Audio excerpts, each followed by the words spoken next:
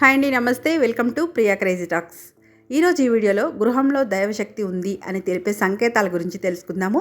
అయితే అంతకంటే ముందుగా మీలో మొదటిసారి మన ఛానల్ చూస్తున్న వాళ్ళు ఎవరైనా సరే సబ్స్క్రైబ్ చేసుకుని పక్కనే ఉన్న బెల్ ఐకాన్ ప్రెస్ చేస్తే మన హిందూ సాంప్రదాయంలో ఉండే అనేక పూజా విధానాలతో పాటుగా మరిన్ని సమాచారపరమైన వీడియోలను కూడా తెలుసుకోవచ్చు. ఇంట్లో ప్రతినిత్యం దీపారాధన చేయడం వలన ఆ దీపం నుండి వచ్చే పొగ వలన పాజిటివ్ ఎనర్జీ అనేది ఎప్పటికీ అలానే ఉంటుంది. సాధారణంగా దీపారాధనకు నువ్వుల నూనెను కానీ ఆవు నెయ్యిని కానీ ఉపయోగించాలి. వీటితో వెలిగించిన దీపం నుండి వెలువడే పొగ ఇంట్లోని గాలిలో కలుస్తుంది. ఈ గాలిని పీల్చడం వలన ఇది మనకు ఆరోగ్యాన్ని ఇస్తుంది. మరి అలాంటి దీపారాధన అనేది ఇప్పుడు కేవలం దేవుడి దగ్గర మాత్రమే పరిమితమైంది. అది కూడా అది వెలిగిన కాసేపు దాని గురించి ఎవరు ఎక్కువగా పట్టించుకోవడం లేదు. దీపం అనేది పూజ గదిలో మాత్రమే కాకుండా మాతా అన్నపూర్ణేశ్వరి కొలువుగా ఉండే వంటగదిలో కూడా ఒక చిన్న దీపం నిత్యం ఏర్పాటు చేసుకోవాలని పండితులు చెబుతున్నారు. అలాగే ఇంటి ఈశాన్యంలో కూడా చిన్న దీపం పెట్టుకోవాలి. ఇలా చేయడం వలన ఇంట్లో పాజిటివ్ ఎనర్జీని పెంచుకోవచ్చు. ఈ దీపంలో మనం నువ్వుల నూనె లేదా నెయ్యి లేదా ఇంకా కొన్ని సుగంధ ద్రవ్యాలు వేసి వెలిగించడం వలన సువాసన వెదజల్లుతుంది. ఇలా దీపం నుండి వెలువడే పొగ ద్వారా వెదజల్లే సువాసన ఏదైతే ఉంటుందో దానివల్ల పాజిటివ్ ఎనర్జీ మన ఇంట్లో ప్రతినిత్యం ఉంటుంది.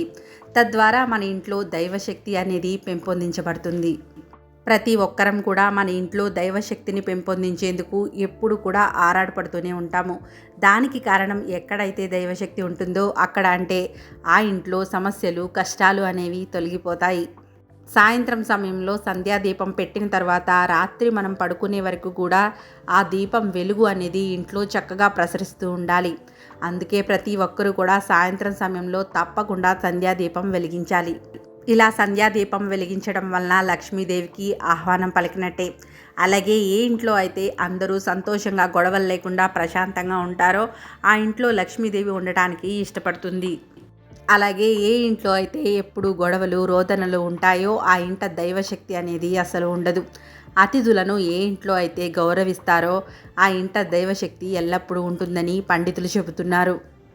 ఎప్పుడైనా మీ ఇంట్లో నెగిటివ్ వైబ్రేషన్స్ అనిపించినప్పుడు, అంటే ఎవరైనా మీ ఇంటికి వచ్చి వెళ్ళిన తర్వాత మీకు తలనొప్పిగా అనిపించి మనసంతా ఆందోళన అనిపించినప్పుడు ఇల్లు అంతా కూడా పసుపు, రాళ్ళ ఉప్పు వేసిన నీటితో తుడిచి మీరు స్నానం చేసే నీటిలో కూడా కొద్దిగా ఉప్పు వేసుకొని స్నానం చేయాలి. అలాగే అప్పుడప్పుడు పసుపు నీళ్ళు లేదంటే గోపంచకంలో కొద్దిగా పసుపును వేసి ఇంట్లో ప్రతి మూల ఇల్లు అంతా కూడా చల్లుకోవాలి. తరువాత దీపారాధన చేసి ఇంట్లో సాంబ్రాణి ధూపం వేయాలి. ఇలా చేయడం వలన ఇంట్లో నెగిటివ్ వైబ్రేషన్స్ అన్నీ కూడా పోయి పాజిటివ్ ఎనర్జీ అనేది పెరుగుతుంది. ఈ విధంగా చేయడం వలన ఇంట్లోకి పాజిటివ్ ఎనర్జీ రావడం అనేదే కాకుండా దైవశక్తి ఆకర్షణ కూడా పెరుగుతుంది. తద్వారా లక్ష్మీదేవి ఆకర్షించబడుతుంది. మీ ఇంట్లో కుబేర స్థానం బలపడుతుంది. తద్వారా ఇంట్లో ఆర్థిక అభివృద్ధి కూడా బాగుంటుంది. అయితే ఇప్పుడు ఇంట్లో దైవశక్తి ఉందా లేదా అనే విషయానికి వస్తే మన మనసు ప్రశాంతంగా ఉండి దైవభక్తి, దైవారాధన వైపు ఆకర్షిస్తుంది అంటే మన ఇంట్లో దైవశక్తి ఉంది అని భావించాలి.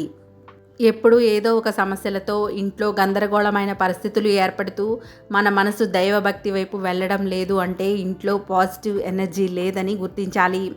అంటే మీ ఇంట్లో నకారాత్మక శక్తులు ఉన్నాయని అర్థం.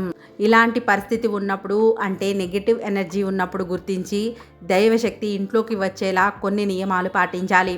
ఇంట్లో ప్రతినిత్యం దీపారాధన చేయాలి. అలాగే సువాసనలు వెదజల్లుతూ ధూపం వేయాలి. గొడవలు లేకుండా ఉంటే దైవశక్తి మీ ఇంట్లోకి ఆకర్షించబడుతుంది అని గుర్తుంచుకోవాలి. హిందూ మతంలో లక్ష్మీదేవికి విశేష ప్రాముఖ్యత ఉంది. సిరి సంపదలకు ప్రతిరూపంగా లక్ష్మీదేవిని కొలుస్తారు. లక్ష్మీదేవి అనుగ్రహం పొందిన వ్యక్తి జీవితంలో ఆర్థిక సమస్యలన్నీ తొలగిపోతాయి అని పండితులు చెబుతున్నారు. జ్యోతిష్య శాస్త్రం ప్రకారం మంచి రోజులు ప్రారంభమయ్యే ముందు సదరు వ్యక్తికి మంచి కలలు వస్తాయి. కలలో దేవుణ్ణి చూడటం, కలలో నిధి కనిపించడం, చెట్లు, మొక్కలు, పచ్చదనం కనిపించడం జరుగుతుంది. కలలో ఇవి కనిపిస్తే త్వరలోనే మీ జీవితంలో మంచి రోజుల ప్రారంభానికి ప్రతీకగా చెబుతున్నారు. మీ జీవితంలో మంచి రోజులు రావడానికి ముందు ఇంట్లో ఆహ్లాదకరమైన వాతావరణం ఏర్పడుతుంది. ప్రతి పని కూడా మీకు సానుకూలంగా మారడం ప్రారంభమవుతుంది. మీరు ఏదైతే అనుకుంటున్నారో అది నిజం కావడం కూడా ప్రారంభమవుతుంది. అంతేకాకుండా మీలో సానుకూల శక్తి అనేది ప్రవహిస్తుంది. మంచి రోజులు రావడానికి ముందు మీ ఇంట్లో మొక్కలు బాగా ఎదుగుతూ ఉంటాయి. ముఖ్యంగా తులసి మొక్క పచ్చగా అందంగా కనిపిస్తూ ఉంటుంది. ఈ సంకేతాలు కూడా మంచి రోజులు రాబోయే ముందు శ్రేయస్సుకు చిహ్నంగా వస్తాయని జ్యోతిష్య నిపుణులు చెబుతున్నారు. ఒక వ్యక్తి ఉదయాన్నే శంఖం ధ్వని విన్నప్పుడు లేదా నల్ల చీమల గుంపును చూసినప్పుడు మంచి సంకేతంగా పేర్కొంటారు. ఇలా జరిగినప్పుడు లక్ష్మీదేవి మీ పట్ల ప్రసన్నురాలు అయిందని, అంతేకాకుండా లక్ష్మీదేవి త్వరలోనే మీ ఇంటికి వస్తుందని సంకేతం. అలాగే పావురం తప్ప మరేదైనా పక్షి మీ ఇంట్లో గూడు కట్టుకొని గుడ్లు పెడితే అది కూడా చాలా శుభప్రదంగా పరిగణించబడుతుంది. దీని అర్థం రాబోయే కాలంలో కొత్త ఆదాయ మార్గాలకు దారులు ఏర్పడతాయని, ఆర్థిక సంక్షోభాన్ని అధిగమించగలుగుతారని పండితులు చెబుతున్నారు. గుడ్లగూబను లక్ష్మీదేవి వాహనంగా పరిగణిస్తారు. అటువంటి పరిస్థితుల్లో మీరు అకస్మాత్తుగా గుడ్లగూబను చూసినట్లయితే శుభప్రదంగా పరిగణించబడుతుంది. త్వరలో ఆర్థిక లాభాలతో పాటు సంతోషం కూడా కలుగుతుంది అని అర్థం. మీరు నిద్ర లేవగానే ఎవరైనా వాకిలి లేదా ఇల్లు తుడుచుకోవడం చూస్తే అది కూడా శుభప్రదంగా పరిగణించబడుతుంది. మీరు త్వరలో ఆర్థిక ప్రయోజనాలను పొందబోతున్నారని, అలాగే లక్ష్మీదేవి అనుగ్రహం కలుగుతుందని దాని అర్థం. ఇంట్లో ఒకేసారి 3 బల్లులు కనిపిస్తే త్వరలో మీకు లక్ష్మీదేవి ప్రత్యేక అనుగ్రహాన్ని ఇవ్వబోతుందని అర్థం.